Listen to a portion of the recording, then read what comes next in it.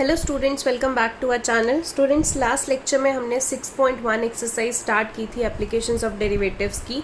मैंने question number 10 तक आपको करवाया था। कुछ क्वेश्चंस होमवर्क में थे। आई होप आपको क्वेश्चंस आ गए हों, बिकॉज अभी तक किसी के डाउट्स नहीं आए हैं। स्टिल अगर आपने अभी तक वो लेक्चर कंप्लीट नहीं किया और आपके कोई डाउट्स हैं तो प्लीज़ मुझे बता दीजिए ताकि मैं उनको कवर कर सकूँ। क्वेश्चन नंबर 11 से स्टार्ट करते हैं। Question number 11 says a particle moves along with the curve 6y is equal to x cube plus 2. Find the points on the curve at which y coordinate is changing 8 times as fast as the x coordinate. अब देखो, अब particle जो है वो इस curve के according चल रहा है। अब आपको पूछा क्या है कि हमें बताने हैं पॉइंट्स उस कर्व पे जो y कोऑर्डिनेट चेंज होता है 8 times as fast as x coordinate. अब चेंज हो रहा है, हमें नहीं दिया हुआ विद रिस्पेक्ट टू किसके चेंज हो रहा है, तो हम मान के चलेंगे कि वो टाइम के चेंज हो रहा है। ठीक है, तो आपके पास ये वाला फंक्शन है 6y is equal to x cube plus 2 और आपको गिवन क्या है कि जो y कोऑर्डिनेट है वो चेंज हो रहा है। तो हम चेंज तो डेरिवेटिव से ही डिनोट करते हैं, dy बाई dt। कैसे चेंज हो रहा है? 8 times as fast as x coordinate, उतना ही जितना x कोऑर्डिनेट बदल रहा है। तो बदलना मतलब dx बाई dt। ठीक है, ये आपको फंक्शन दे रखा है। हम both side with respect to t हम डिफरेंशिएट करेंगे क्योंकि हमने टाइम के विद रिस्पेक्ट टू लिया है। तो यहाँ पे 6 तो कांस्टेंट है, y को विद रिस्पेक्ट टू t करेंगे तो dy by dt, x cube को करेंगे तो 3x स्क्वायर, कांस्टेंट का तो 0 होता है। और यहाँ पे x स्क्वायर, ये x किसको माना है हमने? t को, तो उसको भी फर्दर डिफरेंशिएट करेंगे dx बाई dt। ये 6 एज इट इज लिख लिया। dy बाई dt की गिवन वैल्यू है 8 dx बाई dt, वो डाल दी यहाँ पे 3x square dx by dt।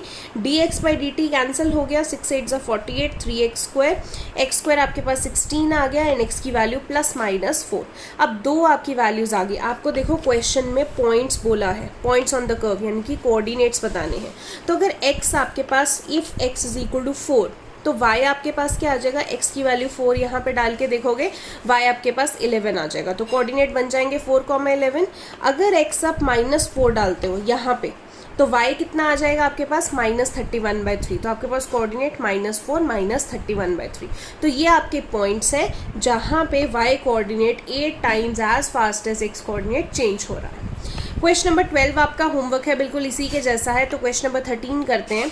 A balloon which always remains spherical has a variable diameter 3/2 2x + 1। Find the rate of change of its volume with respect to x। अब देखो, balloon जो है उसका उसको स्फेरिकल शेप का बोला हुआ है और उसका डायामीटर दे रखा है जो कि वेरिएबल है, दैट इज 3/2 2x + 1। आपको बताना है कि उसका volume with respect to x कैसे चेंज होगा। तो डायामीटर से स्टार्ट करते हैं। 3/2 2x + 1 दिया हुआ था। अगर मुझे डायामीटर से रेडियस निकालना है तो हम हाफ से मल्टीप्लाई कर देते हैं, तो 1/2 × 3/2 2x + 1। तो आपके पास रेडियस 3/4 2x + 1 आ गया। अब आपको स्फेरिकल बोला हुआ है यानी कि बलून के अंदर जो वॉल्यूम हमें दी हुई है वो निकालनी है। वॉल्यूम ऑफ बलून यानी वॉल्यूम ऑफ स्फीयर क्या होता है? 4/3 πr³। तो 4/3 r की जगह आप ये r की वैल्यू डाल दीजिए, 3/4 2x + 1 का होल क्यूब। आप इसको सॉल्व करेंगे, v इज इक्वल टू 4/3 पाई, 3 का क्यूब 27, 4 का क्यूब 64, 2x + 1 होल क्यूब। यहाँ से आप कैंसिल करेंगे 9 π/16 2x + 1 का होल क्यूब। अब आपको चेंज निकालना है वॉल्यूम में। ठीक है, चेंज निकालना है वॉल्यूम में तो विद रिस्पेक्ट टू x, यहाँ पे सॉरी t लिखा हुआ है, विद रिस्पेक्ट टू x आपको बोला है। तो विद रिस्पेक्ट टू x निकालेंगे तो यहाँ पे जब इसको मल्टीप्लाई करेंगे, ये तो कांस्टेंट है 9 π/16, v का विद रिस्पेक्ट टू x निकालेंगे dv बाई dx हो जाएगा। यहाँ पे 9 π/16 आ जाएगा। इसको जब हम सॉल्व करेंगे तो 3 आगे आ जाएगा, 3 2x + 1 का होल स्क्वायर। ठीक है, राइट साइड पे करेंगे तो आपके पास 3 × 2 6, यहाँ सॉरी 2 यहीं पे रहा, 3 × 9 27 π/16 2x + 1 का होल स्क्वायर। बट 2x + 1 का फर्दर डेरिवेटिव लेंगे तो वो 2 आ जाएगा। तो इसको सॉल्व करेंगे तो 27 π/8 2x + 1 का होल स्क्वायर आपके पास आ गया। तो ये आपके पास वॉल्यूम का चेंज आया with respect to x। Question number 14 देखते हैं। Sand is pouring from a pipe at the rate of 12 cm³ per second. The following, अब सैंड जो है देखो पाइप से निकल रही है at the rate of 12 centimetre cube पर सेकेंड। अब पाइप होती है सिलेंड्रिकल, ये रही सिलेंड्रिकल पाइप, इससे निकल रही है और आगे वो कोन बनाएगी। The following sands forms a cone on the ground in such a way, ये कोन बना रही है और यहाँ से जो पाइप से सैंड निकल रही है, मतलब वॉल्यूम ऑफ जो पाइप है वहाँ से जो सैंड निकल रही है, वॉल्यूम ऑफ सैंड, वो 12 सेंटीमीटर क्यूब पर सेकेंड के रेट से निकल रही है। तो मतलब निकल रही है तो हम उसको कह सकते हैं कि -12 सेंटीमीटर क्यूब पर सेकेंड पाइप के लिए हो सकता है, क्योंकि निकल रही है, डिक्रीज हो रही है और फिर वही जो सैंड है वो कोन बना रही है, तो कोन के लिए तो वो +12 सेंटीमीटर क्यूब पर सेकेंड के हिसाब से होगी। यानी कि अगर मैं कोन के लिए देखूं तो dv वॉल्यूम जो है विद रिस्पेक्ट टू टाइम, वो रेट क्या चल रहा है, +12 सेंटीमीटर क्यूब पर सेकेंड। अब the falling sand forms a cone on the ground in such a way that the height of the cone is always 1/6 of the radius of the base। अब दिया हुआ है कि जो ये कोन है, कोन की हाइट जो होगी वो हमेशा 1/6 ऑफ द रेडियस हो। ठीक है, बताना क्या है, how fast is the height of the sand of the cone increasing when the height is 4 centimetre, कि कितनी फास्ट जो हाइट है वो बढ़ रही है अगर हाइट 4 सेंटीमीटर दे रखी है। तो चेंज इन हाइट निकालना है, obviously with respect to time ही निकालेंगे, तो वो आपको निकालना है। ठीक है, अब देखो सब कुछ हम कोन के बारे में ही बात करेंगे, ये पाइप से तो निकल गया, अब जो भी आगे बात हो रही है वो कोन के बारे में बात हो रही है, तो यहाँ पे हम पाइप के बारे में नहीं करेंगे, सारा कोन के हिसाब से सॉल्व करेंगे। तो कोन का जो वॉल्यूम होता है that is 1/3 pi r²h, volume 1/3 पाई। अब बात ये है कि हमें ये दे रखा है h is equal to 1/6 of r। अब यहाँ पे हम h की वैल्यू डालें 1/6 ऑफ r, या फिर r डालें 6 × h जैसे मैंने डाला है। ये कैसे पता लगेगा कि क्या डालना है, वो देखो इसलिए पता लगेगा, अगर मैं r की वैल्यू यहाँ पे 6h डाल रही हूँ तो एंड में मेरा वेरिएबल बचता है h। हमें क्या निकालना है, how fast is the height of the cone.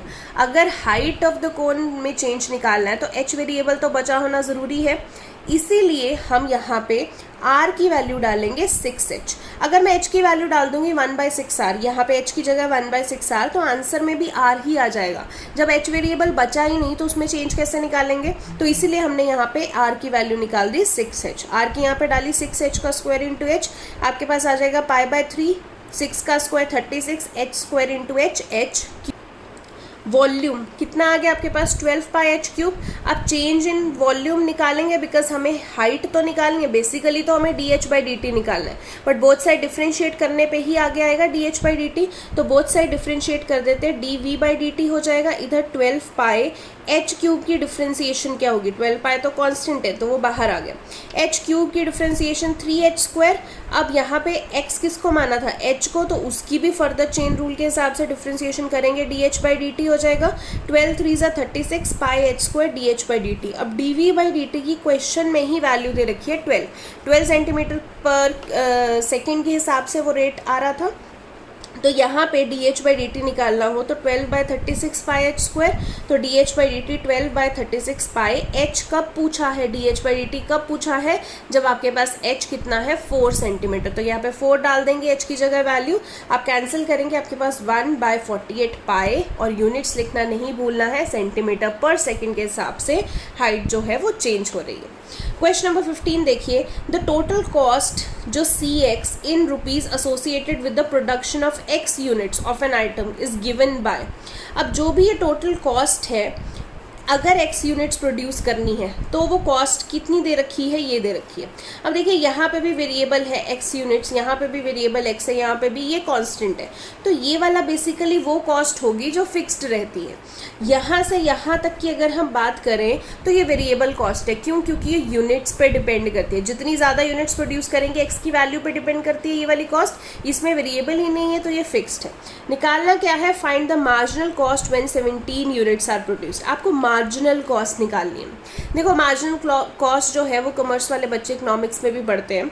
Marginal cost जब हम निकालते हैं, बेसिकली अगर मैं इसके हिसाब से पूछूं तो जितना भी हमारी कॉस्ट है उसका असर यूनिट्स की वजह से क्या पड़ रहा है, मतलब यूनिट्स बार बार चेंज होने की वजह से हमारी कॉस्ट पे क्या असर पड़ रहा है, that is R marginal cost. ठीक है, यूनिट ज़्यादा बढ़ गई तो कॉस्ट पे क्या असर पड़ रही है, यूनिट्स कम हो गई तो कॉस्ट पे क्या असर पड़ रहा है, दैट इज़ मार्जिनल कॉस्ट। तो मार्जिनल कॉस्ट बेसिकली क्या है, डिफ्रेंसिएशन हम लेंगे, चेंज लेना है तो डी लेना है, किसके रिस्पेक्ट टू, क्योंकि मार्जिनल कॉस्ट में रिस्पेक्ट किसके चेक करते हैं, विद रिस्पेक्ट टू यूनिट्स। तो यूनिट्स को हमने क्या माना हुआ है, एक्स माना हुआ है, तो हम कॉस्ट को चेंज करेंगे विद रिस्पेक्ट टू एक्स। तो अब डी एक्स ऑफ सी निकालेंगे। तो अगर हम इस पूरे की डिफ्रेंसिएशन करते हैं तो देखो ये तो कांस्टेंट है, ये आगे आ जाएगा, एक्स क्यूब की डिफ्रेंसिएशन क्या होगी 3x² माइनस ये कांस्टेंट है, आगे आ जाएगा x² की डिफ्रेंसिएशन 2x, 15 कांस्टेंट है, बाहर आ जाएगा x की डिफ्रेंसिएशन x, और ये तो कांस्टेंट है तो 0 ही हो जाएगा। अब ये हमने डिफ्रेंसिएशन निकाल दी। अब मार्जिनल कॉस्ट कब, जब 17 यूनिट्स प्रोड्यूस्ड है, मतलब यूनिट्स तो हमने x मानी हुई है, तो यानी कि मार्जिनल कॉस्ट तब निकालनी है जब x की वैल्यू 17 है। तो जहाँ जहाँ x है वहाँ पे 17 डाल दीजिए, इतनी आपकी मार्जिनल कॉस्ट आ गई। ठीक है, सिंपल है। 16th क्वेश्चन देखिए, the total revenue in rupees received from the sales of x unit of the product is given by. अब टोटल रेवेन्यू आपको निकालना है कब, जब आपने एक्स यूनिट्स की सेल कर दी। रेवेन्यू आपको दे रखा है 13x² प्लस 26x प्लस 15, आपने क्या निकालना है, मार्जिनल रेवेन्यू। टोटल रेवेन्यू तो दे रखा है, मार्जिनल रेवेन्यू निकालना है जब x की वैल्यू 7 है। तो रेवेन्यू जब आपको दे रखा है तो मार्जिनल रेवेन्यू निकालना है, मतलब विद रिस्पेक्ट टू यूनिट्स ही निकालोगे रेवेन्यू, यानी कि डिफ्रेंसिएशन करोगे with respect to x। Units हमें x मानी है, तो इस पूरे r की डिफ्रेंसिएशन करोगे तो देखो 13 बाहर आ जाएगा, x² की डिफ्रेंसिएशन 2x, 13 इंटू 2 26x, 26 बाहर आ जाएगा, x की डिफ्रेंसिएशन 1, 15 की डिफ्रेंसिएशन 0 क्योंकि कांस्टेंट है।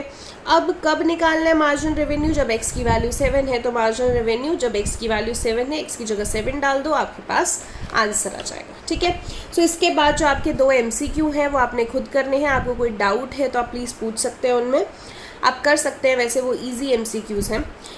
नेक्स्ट अब जो 6.2 एक्सरसाइज है, अब देखो फर्स्ट जो हमारी एक्सरसाइज थी उसमें हमने क्या सीखा कि rate of change of quantities हम कैसे निकालते हैं। फर्स्ट एक्सरसाइज सारी उसी पे बेस्ड है। अब जो सेकंड एक्सरसाइज है उसमें हम क्या सीखेंगे कि इंक्रीजिंग फंक्शंस कैसे होते हैं, डिक्रीजिंग फंक्शंस कैसे होते हैं। अगर हमने किसी फंक्शन को इंक्रीजिंग बताना है तो कौन से इंटरवल पे वो इंक्रीजिंग रहेगा, कौन से इंटरवल पे वो डिक्रीजिंग रहेगा। इसका मतलब क्या है, जैसे मैं ये आपके पास एक ग्राफ बना रही हूँ, मान लो एक फंक्शन ऐसे जा रहा है फिर ऐसे जा रहा है, तो हमें पता है कि ये फंक्शन यहाँ से यहाँ तो इंक्रीज़ हो रहा था और यहाँ से यहाँ ये डिक्रीज़ हो गया। तो ये यहाँ और यहाँ की वैल्यू क्या है और यहाँ की वैल्यू क्या है, ये हमें बतानी पड़ती कि कब फंक्शन इंक्रीज़ हो रहा है और कब फंक्शन डिक्रीज़ हो रहा है। तो ये भी अभी हम ही सीखेंगे। अब increasing and decreasing functions basically पता कैसे लगाते हैं, तो वो देखो, जब भी आपके पास कोई फंक्शन f(x) दे रखा है, फंक्शन दिया हुआ है, आप उसका डेरिवेटिव लेते हैं, तो अगर उसका डेरिवेटिव f'(x) 0 से बड़ा आ जाता है, ठीक है, मतलब फंक्शन क्या है, इंक्रीजिंग फंक्शन है। इंक्रीजिंग फंक्शन ग्राफ से कैसे होते हैं कि आपका ये इंक्रीज हो रहा है या फिर आपका कर्व में भी इंक्रीज हो रहा है। ऐसे ही अगर कोई फंक्शन का डेरिवेटिव लेस देन 0 आ जाता है, नेगेटिव में आ जाता है, तो फंक्शन क्या होता है, डिक्रीजिंग फंक्शन होता है। मतलब ये ऊपर से नीचे जा रहा है, ये ऊपर से नीचे कर्व में जा रहा है, तो दिस इज डिक्रीजिंग फंक्शन। ठीक है, तो अब इस एक्सरसाइज में आप क्वेश्चंस करेंगे कि एक तो बोला होगा कि शो करो कि ये फंक्शन इंक्रीजिंग है या ये फंक्शन डिक्रीजिंग है, ये एक टाइप है। दूसरा आपको पूछेंगे कि इंटरवल्स बताओ कि किन इंटरवल्स पे ये फंक्शन इंक्रीजिंग है और किन इंटरवल्स पे ये फंक्शन डिक्रीजिंग है। ठीक है,